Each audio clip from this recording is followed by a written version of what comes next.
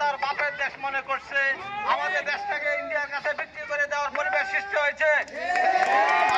আজকে তার সে জন্মভূমি তার ইন্ডিয়াতে চলে গেছে, সে চুলের মতন পেছনে ধৈর্য দিয়ে চলে গেছে।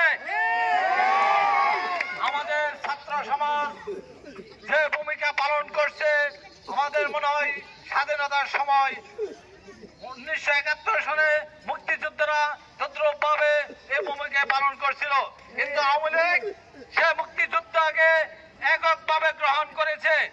আমরা এই ছাত্র সমাজকে পুরো বাংলাদেশের পক্ষে থেকে তাদেরকে আন্তরিক শুভেচ্ছা ও ধন্যবাদ জানাই।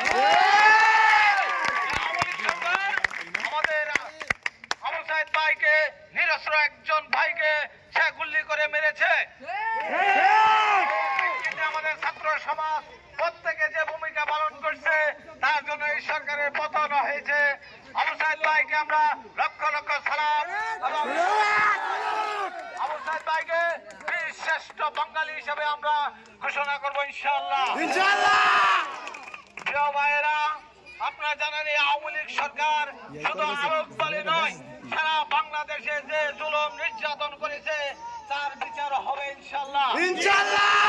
আমাদের কাজ করে আমরা দাঁড় করিয়ে ছাড়বো এবং সেনাবাহিনী তাদেরকে আমরা ধন্যবাদ জানাই এবং পুলিশ প্রশাসন যে ভূমিকা পালন করছে আওয়ামী লীগের হয়ে তাদের প্রতি আমরা দৃষ্টি আকর্ষণ করব।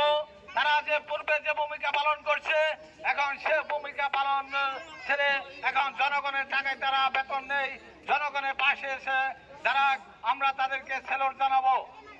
এই বলে আমার বক্তব্য শেষ করছি। আসসালামু আলাইকুম।